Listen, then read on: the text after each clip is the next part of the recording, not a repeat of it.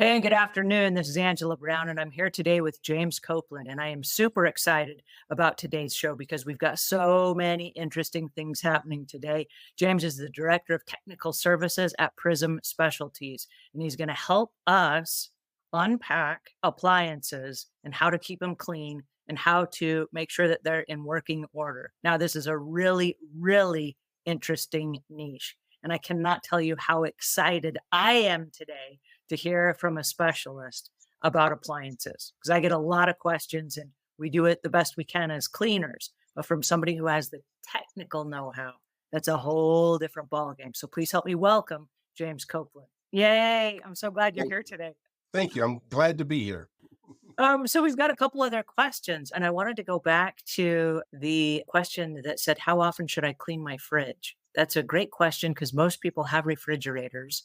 And if we don't clean our fridges, like what happens? Is there anything bad if we don't maintain our fridge? And how often should we keep those cleaned? So there's different components, there's different sections, and there's different intervals at which you clean them. I clean the external part every single day. I wipe it down. I got the mirrored glass, so I use a different cleaning technique. It's just a microfiber cloth. I treat it like my TV. So if you got a refrigerator with a display like that, I use anti-static microfiber or what's called an e-cloth. Uh-huh. That's great for those surfaces. For the stainless on the exterior, I wipe it down every day. I would say maybe once a week. It wouldn't be problematic depending on use, how much you're at home, maybe once every 2 weeks. Internally, I would clean up spills immediately. But I would say, me personally, I would clean the interior of my refrigerator every 1 to 2 months. And then, more importantly, what affects the operation of your refrigerator is cleaning the door gasket regularly. And that's just doing a simple spot check each week. If that door seal isn't tight against there, it's going to leak cold air out or bring warm air in. And that makes your refrigerator fight harder. So if you can imagine that taking place, and then your condenser coils are dirty as well. So it's fighting to keep set temperature. It's leaking air in. Your refrigerator is going to be exhausted. So cleaning your door gasket is hugely important. Just doing spot checks weekly, cleaning it as needed. Because what that can lead to is your evaporator coil leading up. And your freezer is what gets your refrigerator cold. And it does that by diverting the air into your refrigerator through a series of mechanical devices, diverters, and things like that. So if you take care of that pretty frequently, then you can kind of go with the rule of thumb about every 6 months cleaning the condenser coils.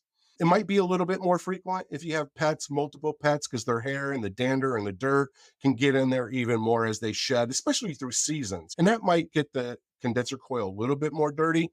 And sort of based on your specific circumstance at the intervals of what you clean your condenser coil. And the condenser coil is located at the back bottom of your refrigerator. If you're uncomfortable, I would hire a professional, but basically it's going to take, you've got leveling legs on the front. You have to kind of put them back up so the refrigerator can sit on the wheels. That way you can pull it forward. And as you pull it forward, you want to watch any water lines that are attached. You got a power cord that you need to be aware of, and always unplug any appliance that you're doing this level of cleaning. But if you're cleaning the condensing coils, the best thing you can do is a vacuum. And I would use a HEPA vacuum. You don't want a vacuum that's going to push particulates back into the room. Not everybody has a real big kitchen. So if you're sucking everything and it's blowing right out back behind you, you're getting the rest of your appliances dirty, and then it's going to suck it right back in there. But a vacuum with some crevice nozzles, some narrow nozzles to get in there, and a flexible appliance brush is super helpful. So those are some simple things. So 1 to 3 months on the condenser coils if you have pets, 6 months max. And then I would just do weekly spot checks on the rest of the surfaces and clean as necessary. That was so detailed and so helpful. Thank you so much. But now I want to go back one step. Yep. Give us the how to of how we clean the door gaskets. How exactly do we do that? Absolutely. So first off, what do you want to avoid? You want to avoid anything that's going to dry that door gasket out. So avoid petroleum-based products, avoid flammable. Your best thing is warm water or mild dish soap.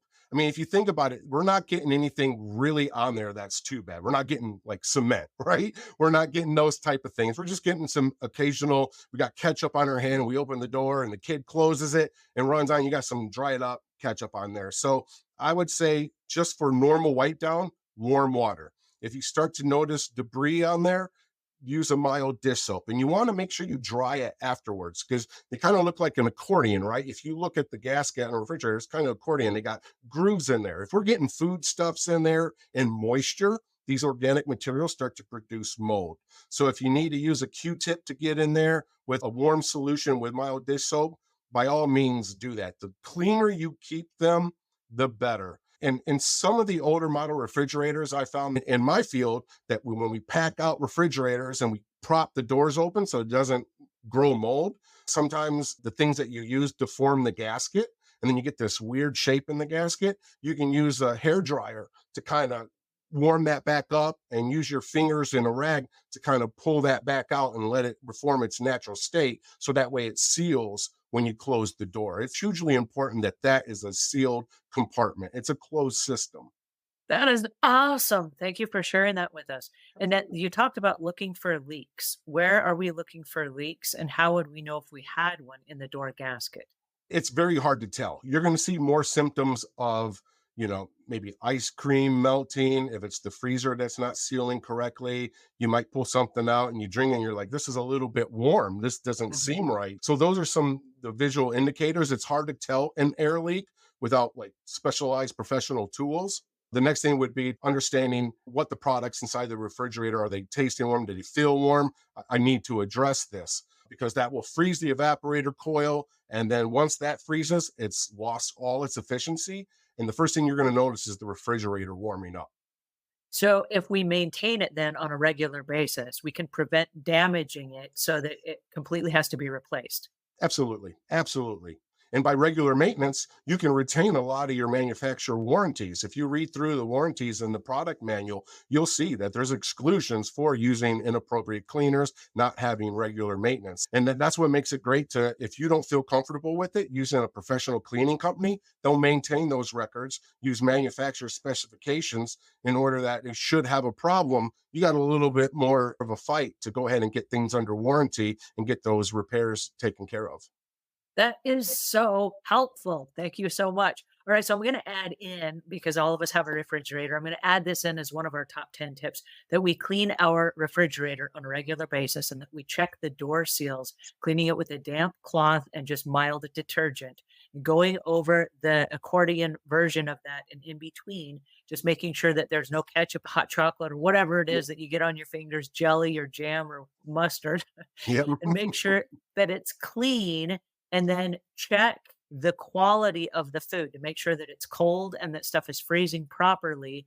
And then every 6 months or so, I think, what did you say for the coils? 1 to 3 months or Yeah, 3 to 6 6 months months? is pretty regular, but if you have animals or you're in an area where you have windows open and you're gonna have a lot more pollen and dust being introduced into the environment, then I would check it at about 3 months and be able to make a determination. It's based on your special circumstance. And one thing I did want to point out too is like my refrigerator recommends that you take about I think it's like 2 tablespoons to a quart of water. So you take 2 tablespoons of baking powder and you stir it in water until it's completely dissolved because baking soda can be abrasive. It's not as abrasive as barkeeper's powder, but you can use that to clean the walls of your refrigerator and your freezer using that mixture, and it'll help eliminate odors.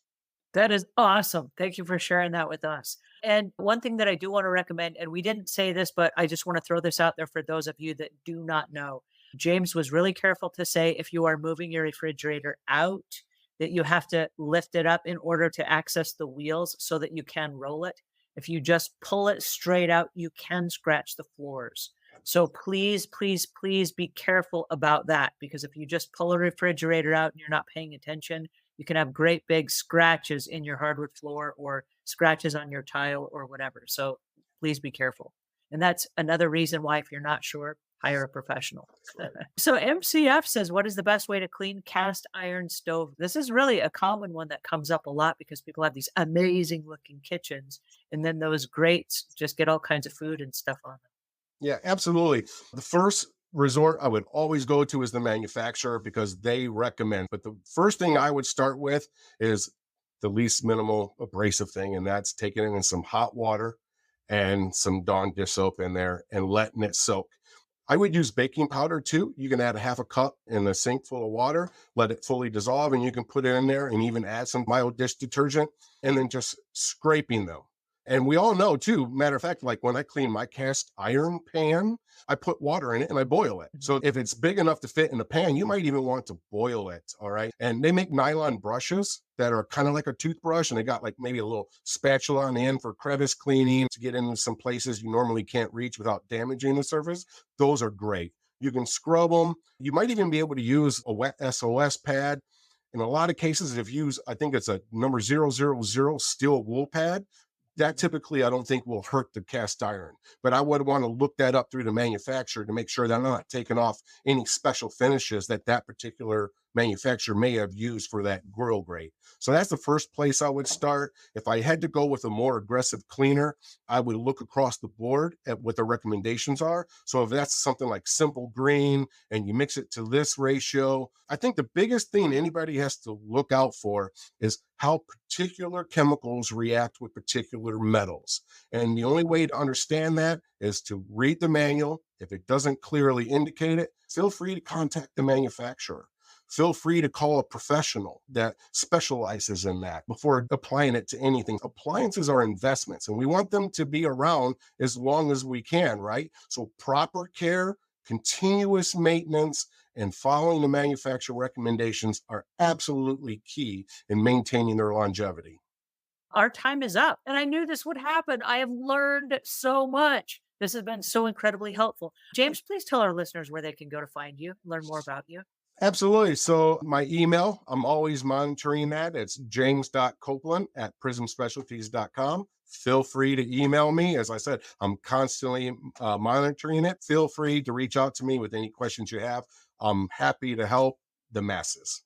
Well, thank you so much. And also, I'm going to leave links in the notes below to James' website as well as his email address. I really appreciate you guys joining us. And James, I appreciate your time and attention today. You have been immensely helpful as we move through the new year to take care of the appliances that we've invested so much in. Thank you very Absolutely. much for today. Thank you. Happy New Year. Thank you and Happy New Year to all of you as well.